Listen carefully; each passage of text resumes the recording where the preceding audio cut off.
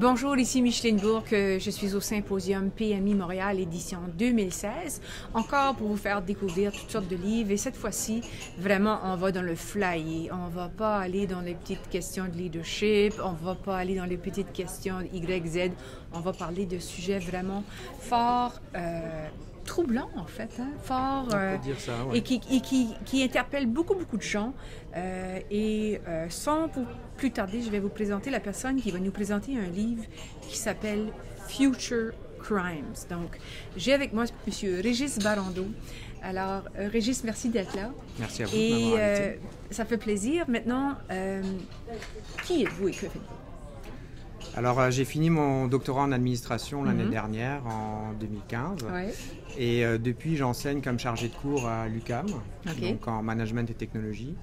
À côté de ça, je suis aussi consultant avec 3 casquettes. C'est des casquettes qui se recoupent et qui se retrouvent au niveau des cours aussi. Ces 3 casquettes sont la première, la collaboration en ligne, sur laquelle j'ai fait notamment ma thèse, c'est sur un wiki, donc un outil de collaboration en ligne. Ça, c'est ma première casquette. Je travaille depuis une dizaine d'années là-dessus. La deuxième casquette sur laquelle je travaille aussi depuis assez longtemps, c'est la veille stratégique, ou en anglais CI, Competitive Intelligence. Donc là, je travaille avec des outils professionnels, je fais de la consultation, puis je donne des cours sur le sujet. Donc comment agréger l'information, comment faire la curation de l'information, la diffusion. Puis là, j'ai résumé, mais il y a beaucoup d'autres choses encore derrière ça. Et un des sujets que je surveille beaucoup dans ma veille quotidienne, je fais 3 à 4 heures de veille par jour, tous les jours, depuis presque 10 ans. Wow. Et un des sujets que je surveille beaucoup, c'est ma 3e casquette, qui est ce qu'on appelle en anglais le digital literacy, ou l'alphabétisation numérique. J'ajoute le mot lucide derrière. Et en fait, je m'intéresse beaucoup à toutes les questions de vie privée, toutes les questions de sécurité en ligne. Puis avec comme cible, je m'intéresse aux citoyens de façon large, mais aussi aux gestionnaires, aux organisations, pour leur montrer où sont les risques, comment ils peuvent faire pour se protéger, comment ils peuvent faire pour protéger leur vie privée. Et c'est tout à fait l'objet du livre, et c'est un livre qui m'a pas mal secoué. Vous avez vu le titre, c'est les crimes du futur, mais ça secoue quand on lit ça, là. Déjà, j'étais déjà très conscient de tout ce qui se passe aujourd'hui, et je vous en parlerai avec le livre, mais il va aussi nous parler du futur et où on s'en va. Et ça secoue encore beaucoup plus que ce que je sais déjà aujourd'hui. Vous êtes prêts? Alors, vous voyez bien que je suis avec un homme fort intéressant. Je fais une petite parenthèse parce que vos sujets, là, vos chapeaux, là, au niveau de la veille concurrentielle, au niveau de votre intérêt sur les questions de vie privée publique dans un sens très large, y compris tout le volet informatique, là. Est-ce qu'on a commencé à développer une expertise là-dessus à Montréal? Parce que il y a quand même quelques personnes qui ont établi une réputation. Est-ce que ça commence à rayonner un peu, sais-tu? Oh, il y a des gens qui travaillent dessus, définitivement. Mon gros problème, c'est que monsieur et madame tout le monde, même s'ils commencent à en être conscients, parce qu'ils commencent à être touchés aussi des fois par des vols d'identité, par des problèmes au niveau de leurs données, par un rançongiciel ou des choses comme ça qui arrivent sur leur machine, commencent à s'en rendre compte et à s'en préoccuper. Mais c'est là qu'il y a un gros problème. Il commence à y avoir beaucoup de monde intéressé, surtout à l'ère post-Snowden. Hein. Donc, après 2013, après les révélations d'Edward Snowden, il y a beaucoup de choses qui ont bougé, beaucoup de professionnels qui se sont mobilisés autour de ces questions-là. Mais le grand public et les organisations sont pas assez... un léger retard, disons. Pour moi, elles ne sont pas assez conscientes de tout ce qui peut se passer. Et je suis bien d'accord avec vous là-dessus. Alors là, on va parler d'un livre, puis j'étais tellement excitée parce que c'est vraiment quelque chose que je ne m'attendais pas qu'on vous présente, mais qui a l'air vraiment captivant. Un New York Times best-seller, Mark Goodman, Future Crimes, Inside the Digital Underground and the Battle of Our Connected World. C'est un livre très récent, hein, si je comprends bien. 2015, si je ne me trompe pas. Oui, ouais, donc c'est très récent. Racontez-moi comment ce livre-là est arrivé chez vous. Comment est-ce que vous arrivez avec Tout avec simplement ça? à travers ma veille. Ah oui, OK. Parce que je surveille énormément de choses en ligne, donc 3-4 heures par jour, et tous les livres... déjà, je lis le New York Times, je lis The Economist, je lis pas mal de journaux, que ce soit dans le domaine des affaires, mais aussi plus philosophiques ou autres. Et puis, je lis en plusieurs langues. Donc, à un moment, ça arrive dans ma veille quelque part. Parfait. Et comme c'est des sujets que je surveille au niveau du numérique, tout ce qui touche le numérique, je surveille énormément. Ça arrive définitivement, automatiquement dans ma veille. Alors, racontez-nous de quoi parle-t-on ici? Rapidement, déjà, qui est l'auteur? C'est quelqu'un, parce qu'il a quand même un poids intéressant dans le domaine. Il a travaillé 10 ans pour Interpol. Il a travaillé avec la police de Los Angeles, il a travaillé avec le gouvernement américain, il a travaillé avec différents organismes qui font qu'il a un poids et ce qu'il dit est soutenu par une expérience personnelle, professionnelle importante. Donc je l'ai trouvé pertinent à cause de ça déjà. Donc crédibilité tout de suite là. Pour moi, oui, il a la crédibilité. Qu'est-ce qui m'a intéressé là-dedans? C'est que premièrement, il va vous poser déjà le diagnostic où on en est aujourd'hui. Avant d'aller vers les crimes du futur, il va vous dire où on en est aujourd'hui avec ce qui se passe en termes de criminalité et ce qui se passe aussi en termes de nos données personnelles. Alors, il y a deux choses dans le aujourd'hui. Là. Donc là, si je commence à décliner un peu, la première partie sur les données personnelles, il va vous montrer comment nos données personnelles sont aspirées par des organisations comme Google, Facebook et toutes les applications qu'on met sur nos téléphones cellulaires, toute la navigation, quand vous naviguez sur Internet, tout est traqué en temps réel. Il y a des outils qui nous montrent sur les navigateurs qu'est-ce qui est traqué. Sur certains sites sur lesquels je navigue, il y a plus de 30 trackers différents. Et ces données-là sont vendues à des tierces parties, à des entreprises. Il y a une grosse compagnie aux États-Unis qui s'appelle Axiom, par exemple, qui travaille avec Facebook, si je ne me trompe pas, qui accumule une quantité astronomique de données. Et il y en a beaucoup qui font ça. Et ce qu'il nous dit, et puis je le savais déjà, mais il confirme, il faut faire très attention quand on ne paye pas, quand un service est gratuit. Vous allez sur Google, sur Facebook, tout est gratuit, vous ne payez pas. Et l'adage en anglais dit « If you don't pay for product, you are the product ». Okay? Et il le démontre dedans. Et il montre comment, pour que les modèles d'affaires fonctionnent, pour que ces compagnies-là puissent faire de l'argent, il faut que le modèle d'affaires, ce soit la surveillance. Et il reprend le même leitmotiv, je crois que c'est Al Gore qui avait déjà parlé de ça. Il confirme ça. Il dit c'est définitivement la surveillance, ça veut dire qu'ils exploitent nos données, ils surveillent ce qu'on fait, ils nous traquent et ils font de l'argent avec ça. C'est ça le modèle. C'est pour ça que quand vous choisissez vos services, ça peut être intéressant de voir quel est le modèle d'affaires derrière. Donc ça, c'est intéressant. C'est définitivement. Puis il donne des exemples. À la rigueur, les gens, il y a des gens, aujourd'hui, on voit, il y a des gens qui sont prêts à eux-mêmes vendre leurs données en moyennant une rétribution. Il y a quand même un certain niveau de reconnaissance de cette réalité par beaucoup de gens. Allons maintenant plus en profondeur sur l'enjeu de ça, parce que le fait que Google sait que j'aime les gâteaux au chocolat et qu'il va me présenter des contenus qui portent sur le gâteau au chocolat, en soi, c'est pas mauvais. Mais je pense que le livre, il va beaucoup plus loin dans sa réflexion pour nous amener à réfléchir plus en profondeur sur les impacts de cette mise à nu, finalement, de nos vies.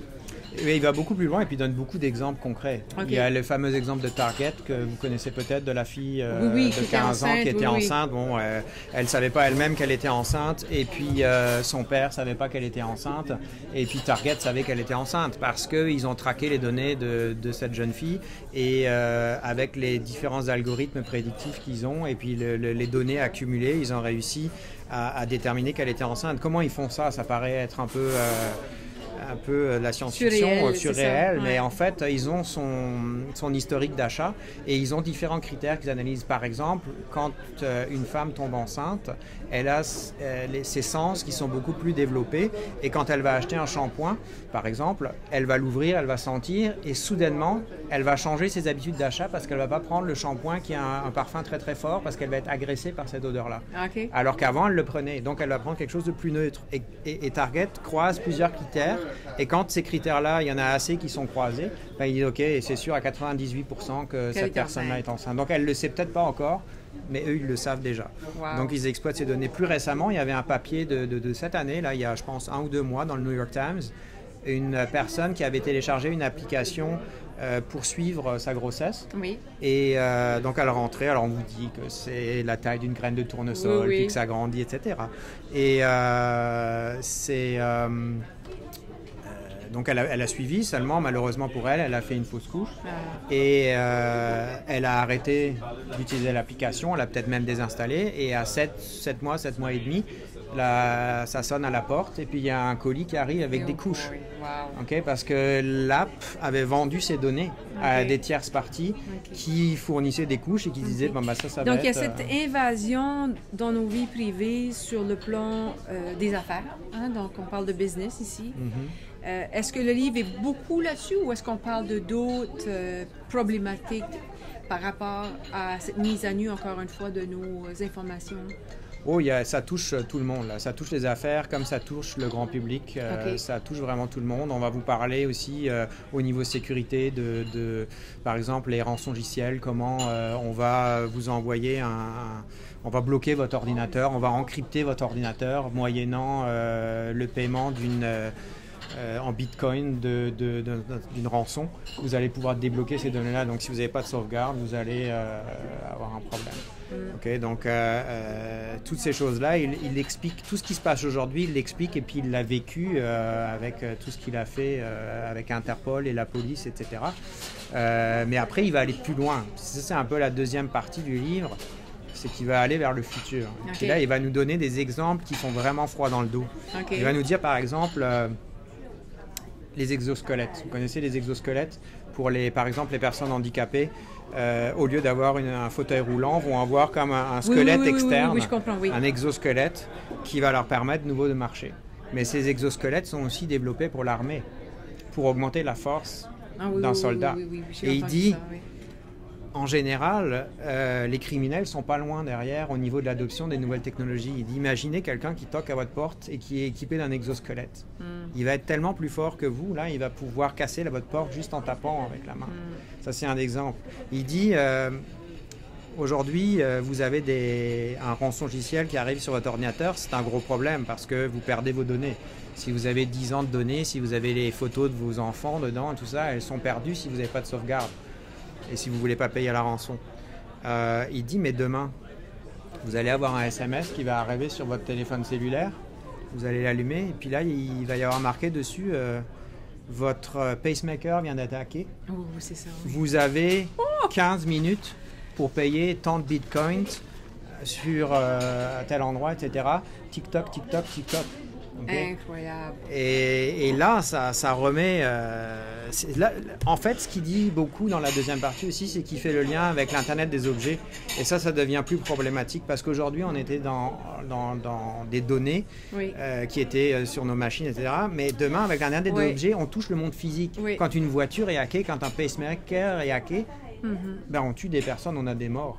Alors que jusqu'à là, c'était problématique, mais on perdait des données. Et ça, je pense pas que les gens ont encore commencé à comprendre cette dimension-là et comment ça va impacter leur vie. Ça c'est certain. Parce qu'au niveau des mots de passe et le fait que Google sait des choses sur nous, Facebook c'est sur nous, je pense qu'il y a un certain niveau, mais ça, pour l'Internet des objets, je pense qu'on est vraiment dans une nouvelle dimension qui n'a pas encore justement atteint le grand public. Là. Je suis bien d'accord. Mais même pour la partie dans laquelle on est déjà, il faut aller plus loin que juste penser que ça relève du marketing pur.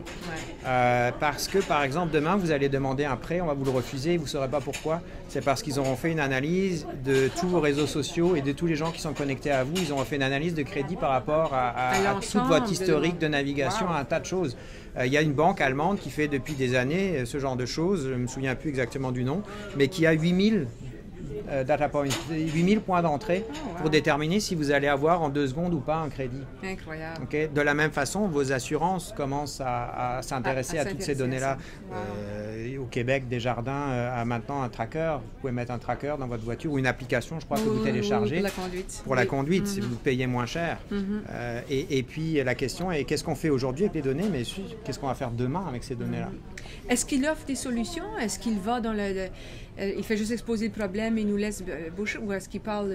Non. Est-ce que ça va dans les mains du gouvernement? Est-ce que ça va dans les mains du citoyen? Où est-ce que c'est la solution pour parer aux mauvais coups qui s'en viennent? Il donne plusieurs solutions. Et une des solutions pour le citoyen et pour monsieur et madame tout le monde, c'est déjà d'augmenter ses connaissances par rapport à la sécurité, à la vie privée, et il donne plusieurs pistes de solutions.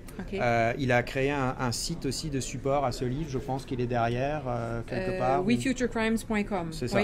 Donc il donne un site de support où il vous donne pour vous et moi des trucs. Okay, ça c'est la première chose. Ensuite, il pousse plus loin en disant qu'il faudrait aller jusqu'à un projet Manhattan, Manhattan Project de la cybersécurité, où on met ensemble des experts, où on met des gens compétents pour essayer de résoudre ces problèmes-là. Et donc il y a des pistes comme ça.